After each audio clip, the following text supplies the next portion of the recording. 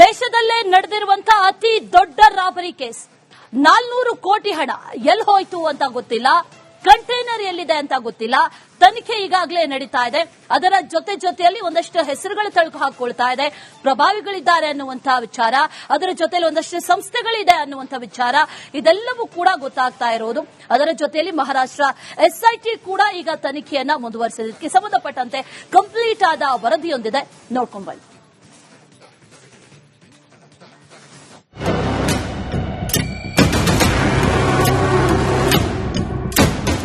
ಹಣದ ಮೂಲವೇ ಗೊತ್ತಿಲ್ಲ, ಹಣ ಸಾಗಿಸ್ತಿದ್ದ ಕಂಟೈನರ್ ಪತ್ತೆ ಇಲ್ಲ, ಬ್ಯಾನ್ ಆಗಿದ್ದ ದುಡ್ಡಿನ ಬೆಟ್ಟ ಯಾರದ್ದು ಅಂತ ತಿಳಿದಿಲ್ಲ, ಮಹಾರಾಷ್ಟ್ರಕ್ಕೆ ಹೋಗ್ತಿತ್ತ ಗುಜರಾತ್ಗೆ ಹೋಗ್ತಿತ್ತ ಅನ್ನೋ ಮಾಹಿತಿಯೂ ಇಲ್ಲ.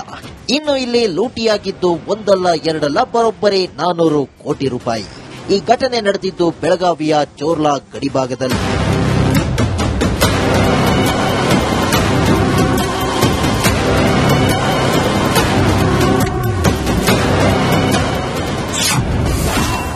ರೂ 400 ಕೋಟಿ ದರೋಡೆ ಪ್ರಕರಣದ ತನಿಖೆ ಚುರುಕು. ಕಿಶೋರ್ ಅಜರ್ ಪತ್ತೆಯಾದ್ರೆ ಹಣದ ರಹಸ್ಯ ಬಯಲು. ಬೆಳಗಾವಿಯ ಚೋರ್ಲಾಘಾಟ್ನಲ್ಲಿ ದರೋಡೆಯಾದ 400 ಕೋಟಿ ರೂಪಾಯಿ ಕೇಸ್ನ ತನಿಖೆಯನ್ನ ಮಹಾರಾಷ್ಟ್ರದ ಎಸ್ಐಟಿ ಟೀಮ್ ತನಿಖೆ ನಡೆಸುತ್ತಿದ್ದಾರೆ. ಹಣ ಯಾರದ್ದು, ಕಂಟೈನರ್ ಎಲ್ಲಿ ಹೋಯ್ತು ಅಂತ ತಲಾಶ್ ನಡೆಸುತ್ತಿದ್ದಾರೆ. ಈ ಎರಡು ವಿಷಯ ಬಹಿರಂಗವಾದ್ರೆ ಕಳ್ಕಾಸಿನ ಓನರ್ ಯಾರು ಅಂತ ಗೊತ್ತಾಗಲಿದೆ.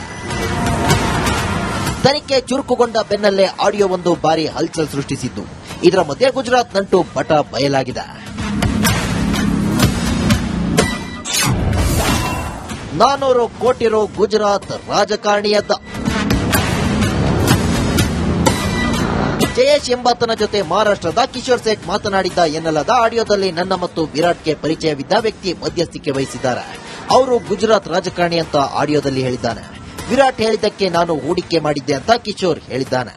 आता कसं आहे की त्याच्यामध्ये जो मध्यस्थी माणूस आहे तो मोठा आहे, म्हणजे विराट आणि माझ्यामध्ये माणूस आहे तो फार मोठा माणूस आहे आणि मोठा पॉलिटिशियन आहे गुजरातचा. तर कसं आहे की हे सगळी स्टोरी त्याच्याकडे गेली. आता तो आता याचा काल रात्री फोन आला होता. ಬಿಲ್ಡರ್ ಕಿಶೋರ್ ವಿರಾಟ್ ಮಾತು ಕೇಳಿ ಹಣ ಇನ್ವೆಸ್ಟ್ ಮಾಡಿದ್ದಾಗಿ ಹೇಳ್ತಿದ್ದಾನೆ. ಆದ್ರೆ ಯಾವುದಕ್ಕೆ ಹಣ ಹೂಡಿಕೆ ಮಾಡಿದ್ದಾನೆ ಅನ್ನೋದು ಗೊತ್ತಿಲ್ಲ. ಅಲ್ಲದೆ ಇದೇ ಕಿಶೋರ್ ಹಳೆ ನೋಟು ಬದಲಾವಣೆ ಜವಾಬ್ದಾರಿ ಹೊತ್ತಿದ್ದಾನಂತೆ. ಈ ಜವಾಬ್ದಾರಿಯನ್ನ ವಿರಾಟ್ ಎಂಬಾತನಿಗೆ ವಹಿಸಿದ್ದಾನಂತೆ. ಇದೀಗ ವಿರಾಟ್ ಹುಡುಗರೇ 400 ಕೋಟಿ ಹಣ ಎಗರಿಸಿದ್ದಾರೆ ಎನ್ನಲಾಗ್ತಿದೆ. ನಾಪತ್ತೆಯಾಗಿರೋ ಬಿಲ್ಡರ್ ಕಿಶೋರ್ ಸೇಠ್, ಕಂಟೈನರ್ ವಾಹನದ ಉಸ್ತುವಾರಿ ಅಜರ್ ಪತ್ತೆಗೆ ಕಾಕಿ ತೀವ್ರ ತಲಾಶ್ ನಡೆಸುತ್ತಿದೆ. ಮಹಾರಾಷ್ಟ್ರದ ಎಸ್ಐಟಿ ಮುಖ್ಯಸ್ಥ ಆದಿತ್ಯ ಮೀರಕೇಲ್ಕರ್ ನೇತೃತ್ವದಲ್ಲಿ ತನಿಖೆ ನಡೆದಿದೆ. ಇನ್ನು ಮಾಹಿತಿ ವಿನಿಮಯ ಮಾಡಿಕೊಳ್ಳುವಂತೆ ಬೆಳಗಾವಿ ಪೊಲೀಸರು ನಾಸಿಕ್ ಪೊಲೀಸರಿಗೆ ಪತ್ರ ಬರೆದರೂ ಕ್ಯಾರೆ ಅಂತಿಲ್ವಂತೆ. ಇದರಿಂದ ನಾಸಿಕ್ ಪೊಲೀಸರ ನಡೆಗೆ ಬೆಳಗಾವಿ ಪೊಲೀಸರು ತೀವ್ರ ಅಸಮಾಧಾನ ವ್ಯಕ್ತಪಡಿಸಿದ್ದಾರಂತೆ. ಲಿಖಿತ ರೂಪದಲ್ಲಿ ಲೆಟರ್ ಕೊಟ್ಟರೂ ಆರೋಪಿಗಳ ವಿಚಾರಣೆಗೆ ಅವಕಾಶ ನೀಡಿಲ್ವಂತೆ. ಇತ್ತ ದರೋಡೆ ಪ್ರಕರಣದ ಯಾವ ಮಾಹಿತಿಯೂ ಸಿಗದೆ ಬೆಳಗಾವಿ ಪೊಲೀಸರು ಇಕ್ಕಟ್ಟಿನಲ್ಲಿ ಸಿಲುಕಿದ್ದಾರೆ. ಸದ್ಯ ಮಹಾರಾಷ್ಟ್ರ ಪೊಲೀಸರು ವಿರಾಟ್ನನ್ನ ಬಂಧಿಸಿ ವಿಚಾರಣೆ ನಡೆಸುತ್ತಿದ್ದಾರೆ. 2,000 ಮುಖಬೆಲೆಯ ಈ ಬೃಹತ್ ಮೊತ್ತ ಈಗ ಎಲ್ಲಿದೆ? ಗುಜರಾತ್ ರಾಜಕಾರಣಿಯ ಪಾತ್ರವೇನು? ಮತ್ತು ಈ ಮನಿ ಲಾಂಡ್ರಿಂಗ್ ಮಾಫಿಯಾದಲ್ಲಿ ಇನ್ನೂ ಯಾರ್ಯಾರು ಭಾಗಿಯಾಗಿದ್ದಾರೆ ಎಂಬ ಬಗ್ಗೆ ತನಿಖೆ ತೀವ್ರಗೊಂಡಿದೆ.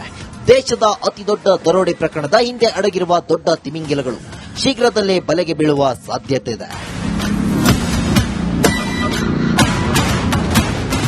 ಮೈಲಾರಿ ಪಟಾತ್, ರಿಪಬ್ಲಿಕ್ ಕನ್ನಡ, ಬೆಳಗಾವಿ. ಇದೇ ವಿಚಾರಕ್ಕೆ ಸಂಬಂಧಪಟ್ಟಂತೆ ಡೀಟೇಲ್ಸ್ ಅನ್ನ ಕೊಡ್ತಾರೆ ನಮ್ಮ ಪ್ರತಿನಿಧಿ ಮೈಲಾರಿ ಪಟಾತ್. ನೇರ ಸಂಪರ್ಕದಲ್ಲಿ ಜಾಯಿನ್ ಆಗ್ತಾ ಇದ್ದಾರೆ. ಮೈಲಾರಿ, ದುಡ್ಡು ಯಾರ್ದು ಅಂತ ಗೊತ್ತಿಲ್ಲ, ಯಾರಿಗೆ ಸೇರಬೇಕು ಅನ್ನೋದು ಗೊತ್ತಿಲ್ಲ, ಕಂಟೈನರ್ ಎಲ್ಲಿ ಹೋಯ್ತು ಗೊತ್ತಿಲ್ಲ. ಈಗ ಸದ್ಯಕ್ಕೆ ಎಸ್ಐಟಿ ತನಿಖೆ ಎಲ್ಲಿವರೆಗೂ ಬಂದಿದೆ? ಯಾವ ವಿಚಾರಕ್ಕೆ ಸಂಬಂಧಪಟ್ಟಂತೆ ತನಿಖೆ ನಡೀತಾ ಇದೆ? ಅದರ ಜೊತೆಯಲ್ಲಿ ಬೆಳಗಾವಿ ಪೊಲೀಸರು ಕೂಡ ತನಿಖೆ ನಡೆಸ್ತಾ ಇದ್ದಾರೆ. ಏನ್ ಅಪ್ಡೇಟ್ಸ್ ಇದೆ ಈ ಕ್ಷಣಕ್ಕೆ ಮೈಲಾರಿ?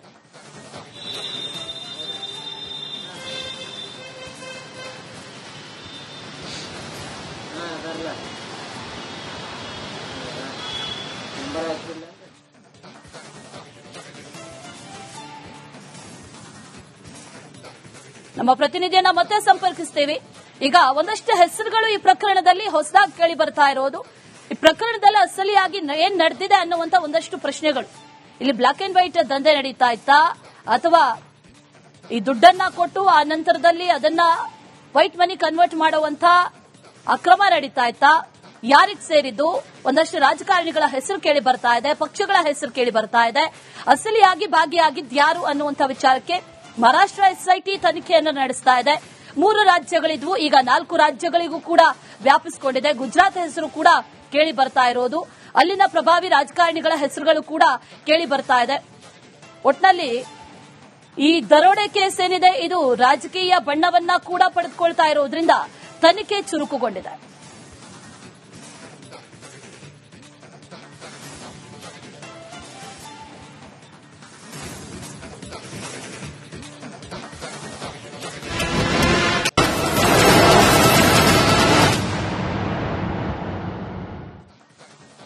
ದೇಶದಲ್ಲೇ ನಡೆದಿರುವಂತಹ ಅತಿ ದೊಡ್ಡ ರಾಬರಿ ಕೇಸ್. 400 ಕೋಟಿ ಹಣ ಎಲ್ಲಿ ಹೋಯ್ತು ಅಂತ ಗೊತ್ತಿಲ್ಲ, ಕಂಟೈನರ್ ಎಲ್ಲಿದೆ ಅಂತ ಗೊತ್ತಿಲ್ಲ. ತನಿಖೆ ಈಗಾಗಲೇ ನಡೀತಾ ಇದೆ. ಅದರ ಜೊತೆಯಲ್ಲಿ ಒಂದಷ್ಟು ಹೆಸರುಗಳು ತಳುಕು ಹಾಕೊಳ್ತಾ ಇದೆ. ಪ್ರಭಾವಿಗಳಿದ್ದಾರೆ ಅನ್ನುವಂತಹ ವಿಚಾರ, ಅದರ ಜೊತೆಯಲ್ಲಿ ಒಂದಷ್ಟು ಸಂಸ್ಥೆಗಳಿದೆ ಅನ್ನುವಂತಹ ವಿಚಾರ, ಇದೆಲ್ಲವೂ ಕೂಡ ಗೊತ್ತಾಗ್ತಾ ಇರೋದು. ಅದರ ಜೊತೆಯಲ್ಲಿ ಮಹಾರಾಷ್ಟ್ರ ಎಸ್ಐಟಿ ಕೂಡ ಈಗ ತನಿಖೆಯನ್ನ ಮುಂದುವರಿಸಿದ್ದಕ್ಕೆ ಸಂಬಂಧಪಟ್ಟಂತೆ ಕಂಪ್ಲೀಟ್ ಆದ ವರದಿಯೊಂದಿದೆ, ನೋಡ್ಕೊಂಡು ಬನ್ನಿ.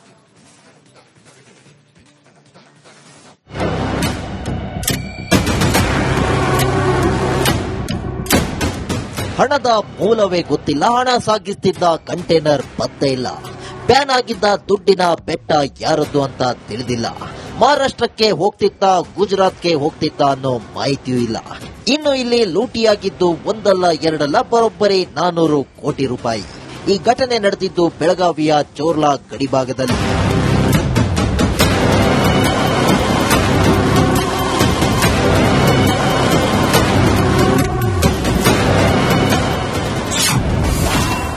ರೂ 400 ಕೋಟಿ ದರೋಡೆ ಪ್ರಕರಣದ ತನಿಖೆ ಚುರುಕು. ಕಿಶೋರ್ ಅಜರ್ ಪತ್ತೆಯಾದ್ರೆ ಹಣದ ರಹಸ್ಯ ಬಯಲು.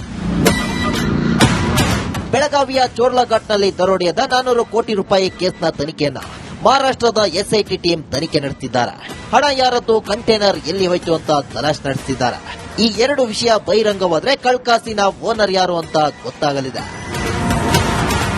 ತನಿಖೆ ಚುರುಕುಗೊಂಡ ಬೆನ್ನಲ್ಲೇ ಆಡಿಯೋ ಒಂದು ಬಾರಿ ಹಲ್ಚಲ್ ಸೃಷ್ಟಿಸಿದ್ದು. ಇದರ ಮಧ್ಯೆ ಗುಜರಾತ್ ನಂಟು ಪಟ ಬಯಲಾಗಿದೆ. 400 ಕೋಟಿ ರು ಗುಜರಾತ್ ರಾಜಕಾರಣಿಯದ್ದ.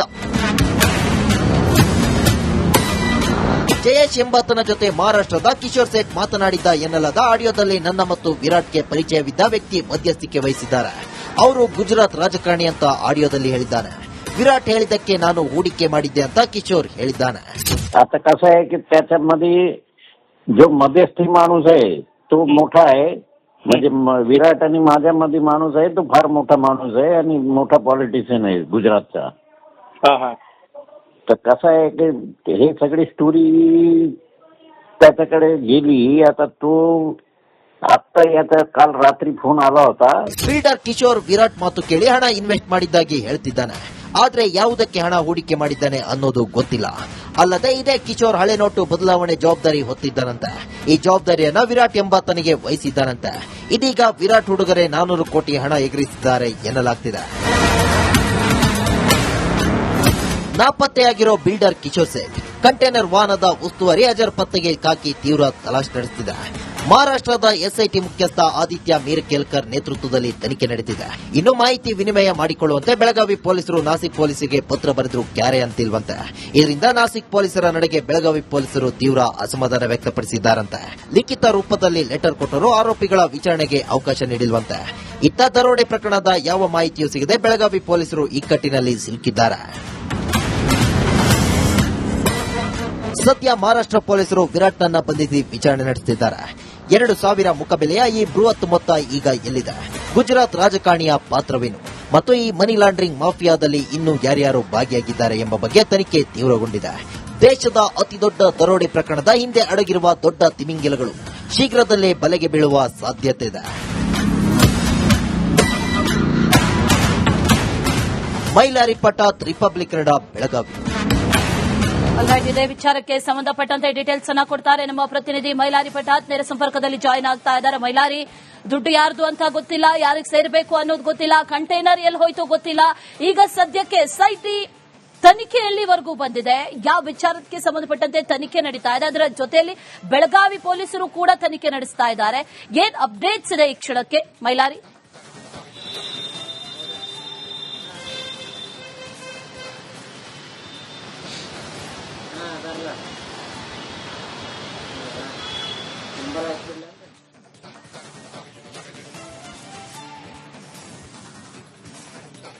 ನಮ್ಮ ಪ್ರತಿನಿಧಿಯನ್ನ ಮತ್ತೆ ಸಂಪರ್ಕಿಸ್ತೀವಿ.